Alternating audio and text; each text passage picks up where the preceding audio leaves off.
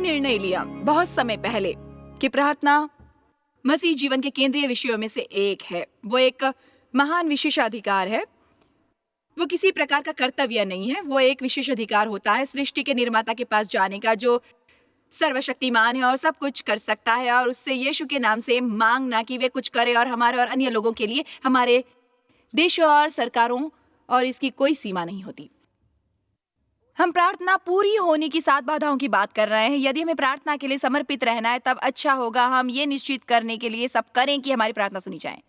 कितने इस पर आमीन कह सकते हैं? मुझे अपना समय बर्बाद करना अच्छा नहीं लगता। यदि मैं कुछ करने वाली होती हूँ, मैं जानना चाहती हूँ, सो मैं प्रार्थना के लिए वचनबद्ध हूँ, और आज मैं प्रार्थना में बहुत समय बिताती हूँ। मैंने अपने सभी सहभागियों के लिए प्रार्थना की, सभाओं के लिए प्रार्थना की, अपने पति, बच्चे, मसीह की सेवा करने वाले अन्य लोगों के लिए की। मैंने बहुत समय तक प्रार्थना की। मैं ये जानना चाहती हूँ कि मेरी प्रार्थनाएं काम करने वाली हैं। पहली बाधा है प्रार्थना न करना। आपकी प्रार्थना पूरी नहीं हो सकती यदि आप प्रार्थना नहीं करेंगे। दूसरी बाधा है छिपा हुआ पाप।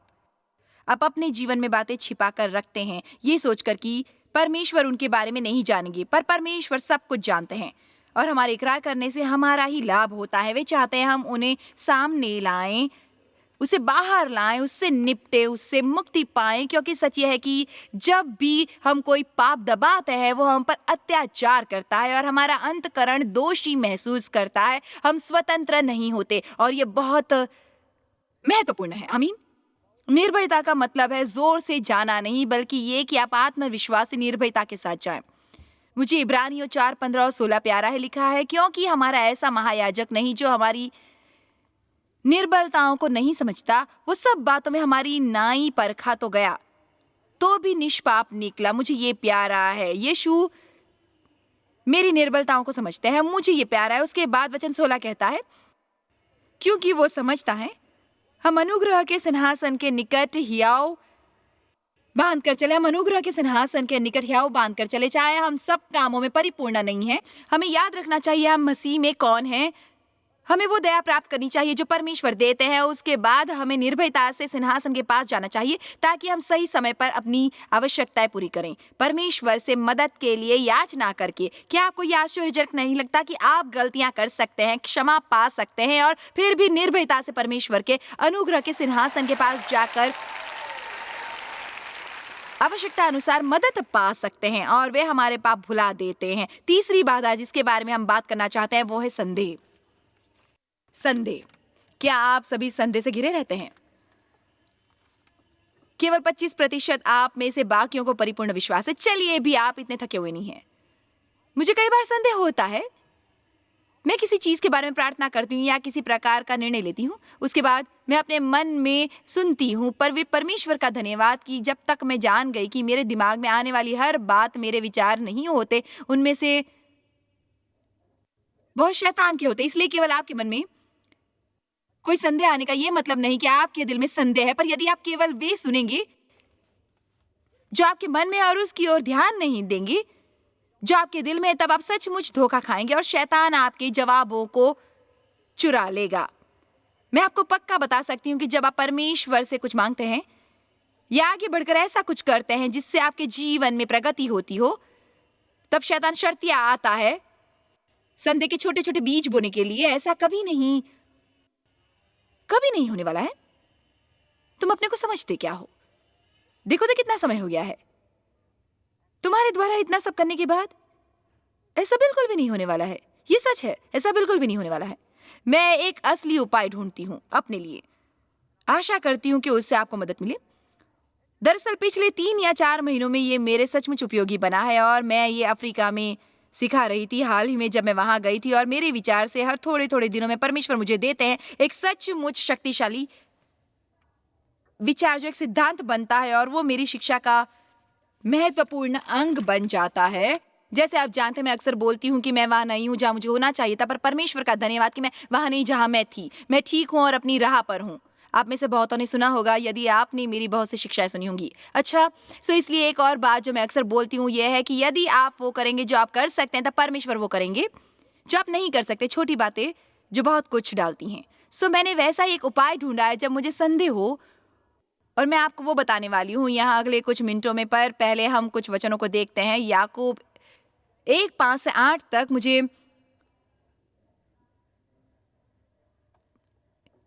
खुशी है कि आप यहाँ हैं और ये कि मैं यहाँ हूँ। यदि तुम में से किसी की बुद्धि की घटी हो, यदि इसका मतलब ये है कि आपके सामने कोई समस्या है और आप नहीं जानते क्या करना चाहिए, क्या कभी ऐसा अनुभव हुआ है? ठीक है, यदि तुम में से किसी की बुद्धि की घटी हो तो परमेश्वर से मांगे जो बिना उल्हाना दिए सबको उदारता से देता है और उसको दी जाएगी, बिना संदेह के दी जाएगी, वो उसे दी जाएगी। अच्छा होगा यदि हम सचमुच बाइबल को पढ़ेंगे और समय निकालकर एक एक अक्षर पर गौर करेंगे और ध्यान लगाएंगे। बाइबल को परिणाम मात्रा के लिए मत पढ़िए, उसे गुणवत्ता के लिए पढ़िए। ये महत्वपूर्ण नहीं कि आप कितना पढ़ते हैं, बल्कि ये कि आप उसे कितना सीखते हैं जो आपने पढ़ा था। ये वचन एक अद्भुत बात कहता है। यदि आप नहीं जानते क्या करना है, परमेश्वर से पूछिए और वे आपकी मदद करेंगे। वे आप में दोष नहीं ढूंढेंगे। वे इसलिए एक दुर्भावना के रुख के साथ नहीं करेंगे क्योंकि आप अतीत में वैसे नहीं रहे थे जैसे आपको रहना चाहिए था। मांगो तो परमेश्वर आपकी मदद करेंगे। आइए इसे दोबारा पर्दे पर लगाते हैं। वचन 6 पर विश्वास से मांगे और कुछ संदेह न करें। इसका मतलब यह है कि हम निर्णय कर लें कि हमें किस पर विश्वास है और उस पर डटे रहें। अपना निर्णय न बदलें, न दुविधा में पड़े। मुझे विश्वास है कि मैं परमेश्वर से ये करवाना चाहती हूँ। नहीं, मैं नहीं जानती कि परमेश्वर वो कर सकते हैं या नहीं, क्योंकि संदेह करने वाला, हिचकिचाने और डावाडोल होने वाला समुद्र की लहर के समान है जो हवा में बहती और उछलती है। ऐसा मनुष्य ये न समझे कि मुझे प्रभु से कुछ मिलेगा, ना वो मांगेगा। क्यों? क्योंकि वो संदेह एक बंद राह बन जाता है। मैंने प्रार्थना की विश्वास में और मैंने अपनी प्रार्थना को बाहर भेजा। अब यदि परमेश्वर कोई जवाब भेजे भी तो वो मुझे नहीं मिलेगा क्योंकि वो राह बंद पड़ा है। आप कहेंगे अच्छा तो मुझे तत्काल बताइए इसका हल क्या है। मैं 1 मिनट में बताऊंगी, पर मैं चाहती हूं कि आप में से उसके लिए कितनों को भूख जागे। मरकुस 11:23। आप कहेंगे जवाब क्या है। मैं फिर भी यही कहूंगी कि वचन देखते हैं। मरकुस 11:23।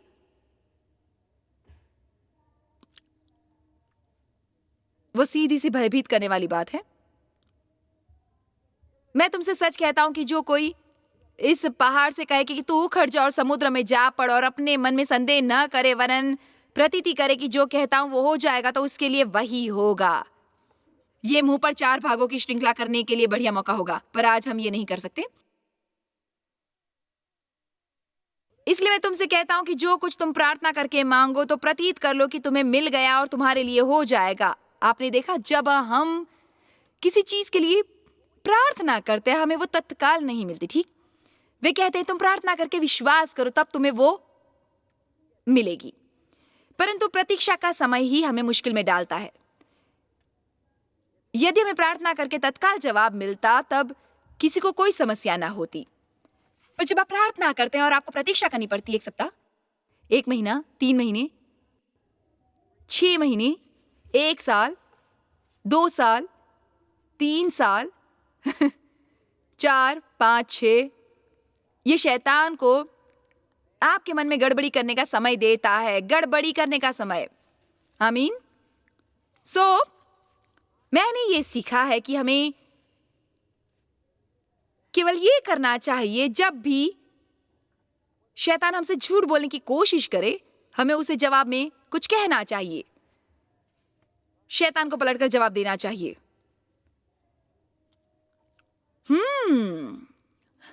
पर पहले आप सब इस तरह दिख रहे हैं। सबसे पहले आपको यह समझना है कि आपके दिमाग में आने वाला हर विचार आपका नहीं होता, इसलिए उसे अपना समझकर उस पर ध्यान लगाकर उसे अपना न बनाएं। यदि कोई आपको विष देगा तो आप केवल इसलिए विष नहीं लेंगे क्योंकि किसी ने आपको वो दे दिया है। शैतान हमारे जीवन में विष घोलने की कोशिश करता है। एक दिन में न जाने कितनी बार हमारे मन में गलत विचार डालकर, पर बाइबल के अनुसार आप गलत विचार त्याग सकते हैं और अच्छे वाले रख सकते हैं। हमारा एक शरीर का मन होता है और एक आत्मा का मन होता है और हमारे विचार हमारे होने चाहिए। आपको कुछ सोचने की आवश्यकता नहीं है। यदि आप न चाहें तो आप सावधानी से अपने विचार चुन सकते हैं। आप कुछ फेंक और कुछ रख सकते हैं। पर यह तो बहुत कठिन काम लगता है जॉयस। ये है, मैंने कहा था आप एक मसीही होकर विजयी नहीं हो सकते। इसलिए मैंने कल कहा था कि मसीह होना कायरों का काम नहीं है, एक पूर्णकालीन काम है। आमीन। आप हर सप्ताह गिरजे जाकर घर आ सकते हैं, पूरा सप्ताह दुखी रहे, दोबारा गिरजे जाकर घर आ सकते हैं, पूरा सप्ताह दुखी रहे, गिरजे जा सकते हैं। आप ऐसा 50 वर्षों तक कर सकते हैं। आप शायद स्वर्ग चले जाएंगे क्योंकि आपको सचमुच मसीह पर विश्वास हो, पर आपको यहाँ कभी आनंद नहीं मिलेगा, आपको कभी विजय नहीं मिलेगी, आप कोई भी काम देकर खुश नहीं होंगे। इसलिए यीशु की खातिर अब समय है कि हम ये समझ और जान ले कि बाइबल के अनुसार हम धरती पर परमेश्वर के प्रतिनिधि हैं। बाइबल के अनुसार परमेश्वर हमारे द्वारा दुनिया के आगे निवेदन रखता है। आप किस तरह के जीवन जी रहे हैं? क्या आप नमक और रोशनी हैं? क्या कोई वो चाहता है जो आपके पैसे हैं? मैं इस विचार के साथ आपको छोड़ती हूं। हमें हर उस बात को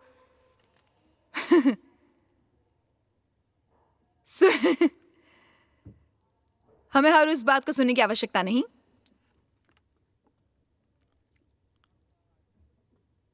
जो हमारे दिमाग में आए, इसलिए हमें शैतान को पलटकर जवाब देना सीखना चाहिए। और मैंने एक बढ़िया बात जानी है। मैं अब केवल ये कहती हूँ कि मुझे विश्वास है कि परमेश्वर काम कर रहे हैं। ये महत्वपूर्ण नहीं कि वो कैसा दिखाई देता है, वो महत्वपूर्ण नहीं जो हमें महसूस होता है। मुझे उसकी परवाह नहीं वो कैसा दिखता है या कैसा नहीं, मुझे परवाह नहीं कि कितना टाइम लगेगा। मुझे विश्वास है कि परमेश्वर काम कर रहे हैं। और आप जानते ये सच है, जब हम कोई नतीजा देखते हैं तो वो उसका नतीजा होता है जो परमेश्वर ने किया होता है जब वे काम कर रहे होते हैं और हमने उन्हें देखा नहीं होता। इस वक्त जब आप इस सभा में, यदि आपने परमेश्वर पर विश्वास किया है और आप संदेह में नहीं पड़ रहे हैं, परमेश्वर काम कर रहे हैं। आपने जिन बच्चों के लिए प्रार्थना की उन पर काम कर रहे हैं। आपने जिन साथी के लिए प्रार्थना की उन पर काम कर रहे हैं, वो आप पर काम कर रहे हैं।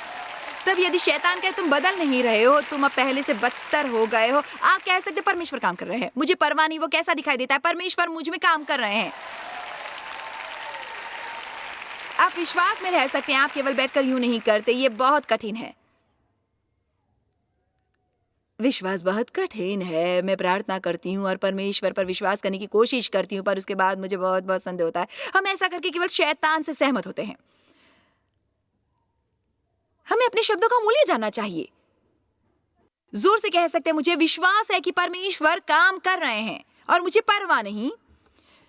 मुझे परवाह नहीं यदि आपको प्रतिदिन 200 बार ये कहना पड़े। एक निर्णय ले लो कि आप एक योद्धा जैसा व्यवहार करेंगे, एक विजेता से बढ़कर, और आप आइंदा निष्क्रिय बनकर जो भी शैतान प्रस्तुत करे उसे स्वीकार नहीं करेंगे। बाइबल में लिखा है, यदि तुम मेरे नाम में मांगोगे तो प्राप्त करोगे। जब हम अन्य लोगों से संबंधित बातों के लिए प्रार्थना करते हैं,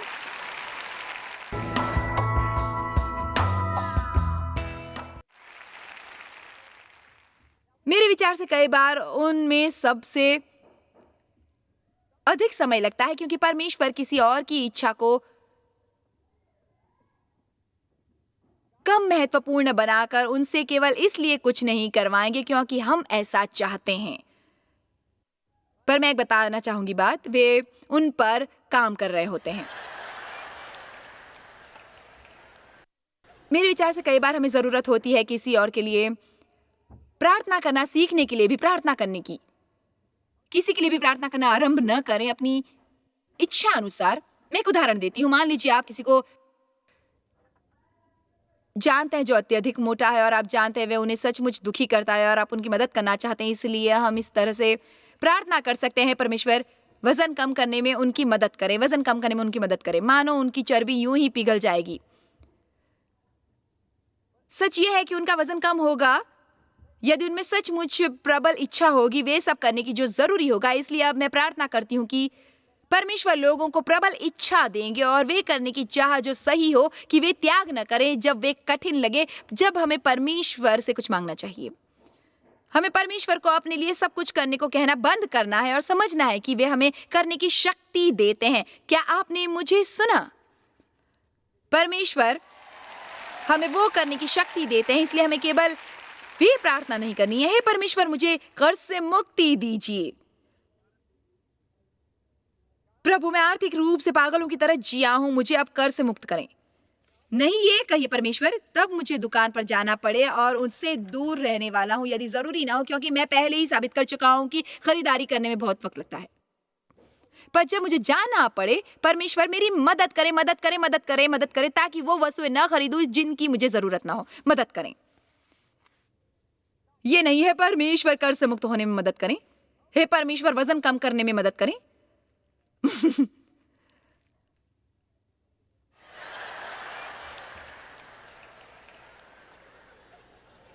उसके बाद चाहे सब कैसा भी दिखाई दे, जैसे अब जानते हैं ऐसे लोग हैं जिनमें प्रेम करती हूँ, जो मेरे 4 बच्चे और 10 पोते पोती और नवासे नवासियां हैं। इसलिए इतना तो तय है कि इनमें से कुछ लोग हैं जिन्हें अपने जीवन में आवश्यकता है, और मैं अपने बच्चों और उनके बच्चों के लिए भिन्न भिन्न प्रार्थनाएं करती हूँ नियमित रूप से। कईयों के लिए जब मैं प्रार्थना करती हूँ तो तुरंत जवाब मिलता है, पर दूसरों के लिए ऐसा महसूस होता है क्या इन चीज में कमी, क्या कभी किसी चीज में बदलाव आएगा।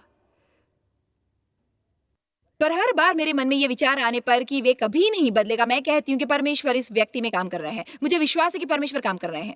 मेरी एक बात याद रखिए, मेरे विचार से ये सुनकर परमेश्वर कहते हैं वाह, वे अभी भी विश्वास कर रहे हैं।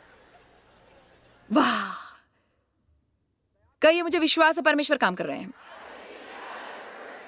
क्या कभी ऐसा थोड़ा समझते हैं कि ये कैसे आपकी मदद करेगा हिम्मत बनाए रखने और ये ना सोचने में कि ये कभी काम नहीं करने वाला है, कभी कुछ भी काम नहीं करेगा। मुझे विश्वास है कि परमेश्वर काम कर रहे हैं। चलो चले 2 कुरिन्थियों 4 की ओर।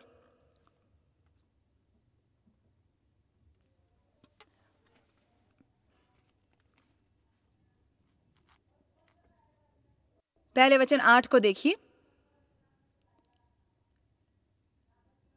हम चारों ओर से क्लेश तो भोगते हैं, हर प्रकार सताए और दबाए जाते हैं, पर संकट में नहीं पड़ते। निरुपाय तो हैं पर निराश नहीं होते, सताए तो जाते हैं, परेशान किए जाते हैं और कष्ट उठाते हैं, पर त्यागे नहीं जाते। अकेले रह जाने के लिए गिराए तो जाते हैं पर नाश नहीं होते। मैं तो ये कहूंगी कि उन्हें बहुत सी समस्याएं थी, क्या आप नहीं कहेंगे। पर वचन 13 तो देखिए। और इसलिए कि हम में वही विश्वास की आत्मा है जिसके विषय में लिखा है कि मैंने विश्वास किया इसलिए मैं बोला, सो हम भी विश्वास करते हैं इसीलिए बोलते हैं। मुझे ये प्यारा है। मैं सोच रही हूं कि मुझे संदेह है कि परमेश्वर हमारी मदद करेंगे। मैं नहीं जानता कि हम इस समस्या से बाहर निकल पाएंगे। हमारा शायद इसके साथ ही अंत हो जाएगा। इसमें बहुत कष्ट है, पर मुझे विश्वास है कि हम इससे ऊपर नहीं उठ पाएंगे। नहीं, मुझे विश्वास है कि पौलुस जब जेल में थे वे कहते थे मुझे विश्वास है कि परमेश्वर काम कर रहे हैं। मुझे विश्वास है कि परमेश्वर काम कर रहे हैं। मुझे विश्वास है कि काम कर रहे हैं परमेश्वर। मुझे परवाह नहीं, चाहे ये जैसा भी दिखता हो, मुझे परवाह नहीं कैसे महसूस होता है, और चाहे इसमें बहुत समय लग जाए। देखिए, जब आप विश्वास करते हैं कि परमेश्वर काम करते हैं, विश्वास करने के द्वारा आनंद मिलता है। आपको अपना आनंद दोबारा मिलता है जब आप विश्वास करते हैं। हम अपना आनंद खो देते हैं जब हम विश्वास नहीं करते हैं, बदतमीजी दिखाते हैं। पर आप अपनी मदद करते हैं जब वे कहते हैं मुझे विश्वास है कि परमेश्वर काम कर रहे हैं। यदि आप ऐसे मनुष्य हैं जो परमेश्वर के वचन को जोर से बोलने की शक्ति को नहीं जानते, तो मेरे पास समय नहीं है कि यहाँ खड़े होकर आपको उस उपयुक्त काम के बारे में सब बताऊं।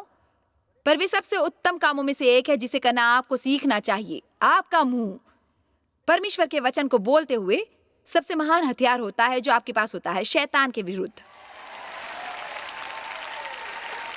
शैतान को अपना मुंह इस्तेमाल न करने दें, आप उसे शैतान के विरुद्ध इस्तेमाल करें। आमीन।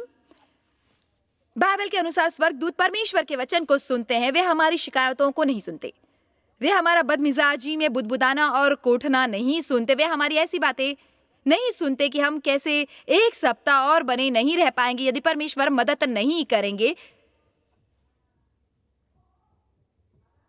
वे परमेश्वर के वचन को सुनते हैं। मुझे विश्वास है कि हर बार जब हम कहते हैं मुझे विश्वास है कि परमेश्वर काम कर रहे हैं, इस समय परमेश्वर मेरे जीवन में काम कर रहे हैं। परमेश्वर दिन भर मेरे जीवन में काम कर रहे हैं और मैं उसका नतीजा देखूंगा जो परमेश्वर कर रहे हैं, क्योंकि असल में परमेश्वर गुप्त में काम करते हैं, उसके बाद में चीजों को बाहर लाते हैं खुले में। विश्वास आत्मिक दुनिया में जाता है और उन चीजों को बाहर लाता है जो पहले ही वहां होती हैं, वहां जहां वे देख ही जा सकें। मत्ती 11 में लिखा है यदि तुम विश्वास करोगे तो तुम्हें वो मिलेगा। ये नहीं कहा गया कि तुम्हें कब मिलेगा, बल्कि ये कि तुम्हें मिलेगा। आप सब कहिए, मुझे विश्वास है कि परमेश्वर काम कर रहे हैं। इसलिए हमें संदेह के बारे में बहुत सावधान रहना है। मुझे भी संदेह की समस्या होती थी, मैं जानती हूँ कि हम सभी को होती है, पर मुझे अपने लिए सचमुच ये विश्वास और आशा करती हूँ कि इससे मदद मिलेगी कि मैंने एक उपाय ढूंढा है, एक आत्मिक रहस्य जो संदेह से लड़ने में मेरी मदद करेगा। फिर भी बहुत बहुत सरल है। हर बार मेरे मन में उसके बारे में संदेह उठता है जिसके बारे में प्रार्थना करती हूँ, परमेश्वर से करने को कह रही होती हूँ। शैतान मेरे मन में ये विचार डालता है कि अच्छा होगा यदि मैं उसे त्याग दूं, ऐसा कभी नहीं होने वाला। मैं उससे केवल जोर से कहने वाली हूँ, मुझे विश्वास है कि परमेश्वर काम कर रहे हैं। उस परिस्थिति में क्या हम एक बार और कह सकते हैं, मुझे विश्वास है परमेश्वर काम कर रहे हैं। मुझे विश्वास है कि परमेश्वर जगत में काम कर रहे हैं। मुझे विश्वास है कि परमेश्वर मन में काम कर रहे हैं। मुझे विश्वास है कि परमेश्वर हाल ही में काम कर रहे हैं। मुझे विश्वास है कि परमेश्वर मेरे शरीर पर काम कर रहे हैं।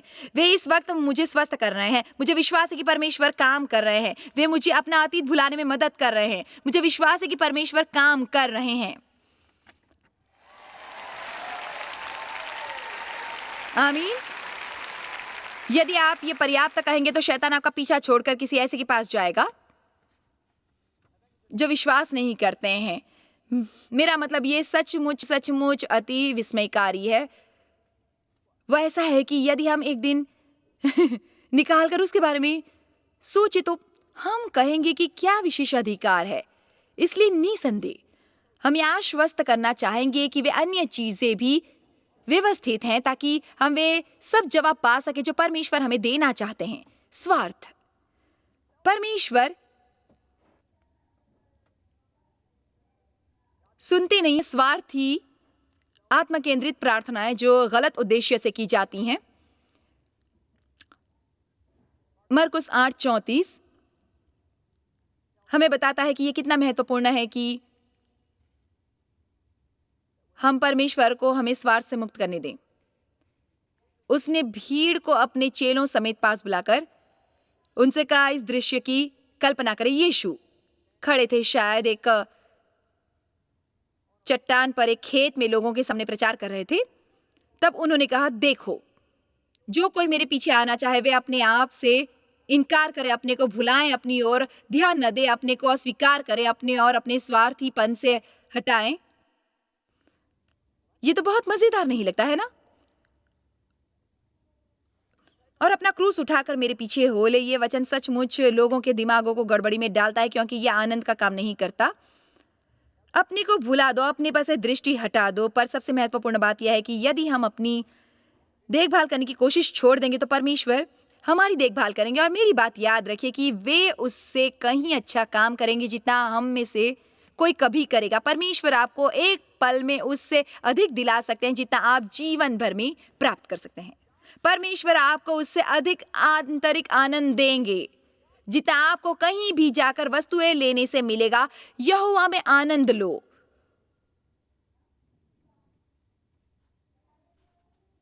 यहोवा में आनंद लो और वे पूरी करेगा आपके दिल की इच्छाओं को। अपने मार्गों को यहोवा को समर्पित करो तो और वो आपको सफल बनाएगा। ऐसा क्यों है कि जब आपको कोई समस्या हो, कोई गंभीर समस्या है, जब मुझे कोई गंभीर समस्या हो, तब बहुत बार चाहे मैं जाकर किसी और की उनकी समस्या में मदद कर सकती हूं, मैं अपनी मदद नहीं कर सकती। अपने को भुला दो, अपनी देखभाल करने की कोशिश बंद करो। आप क्यों नहीं अपनी देखभाल करने से सेवानिवृत्ति लेकर एक बहुत बड़ी दावत करते? आपको मेरी बातों को असंतुलित नहीं होने देना है। मैं ये नहीं कह रही कि अपनी देखभाल न करें, मैं ये नहीं कह रही कि अपने पर पैसे न लगाएं, मैं ये नहीं कह रही कि अपने लिए कुछ न करें। मैं ये कह रही हूँ कि एक स्वार्थी आत्मा केंद्रित मनुष्य न बने जिसके लिए सबसे महत्वपूर्ण व्यक्ति वे स्वयं होते हैं। और आप इसे जांच सकते हैं अपने से केवल ये पूछकर, मैं क्या कर रहा हूँ जो किसी और के जीवन को बेहतर बना रहा है। विश्वास में की गई प्रार्थनाएं बहुत शक्तिशाली होती हैं। जब आप प्रार्थना करें, मैं आपको यह विश्वास करने के लिए प्रोत्साहित करना चाहती हूँ कि परमेश्वर आपके लिए काम कर रहे हैं। मेरे विचार से हर दिन कई बार ये कहना भी महत्वपूर्ण होता है, मुझे विश्वास है कि परमेश्वर काम कर रहे हैं। हमें ये कहना चाहिए परिस्थितियां जैसी भी रहें, क्योंकि मैं जानती हूँ कि परमेश्वर का वचन आपके जीवन में क्या काम करेगा।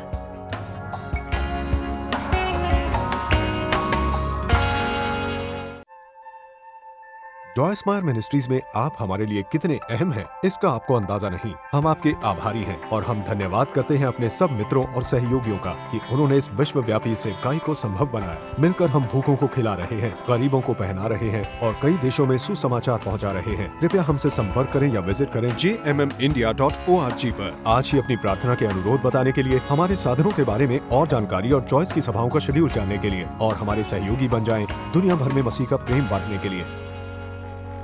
ये कार्यक्रम जॉय स्माइल मिनिस्ट्री के मित्रों और पार्टनर्स द्वारा प्रायोजित है।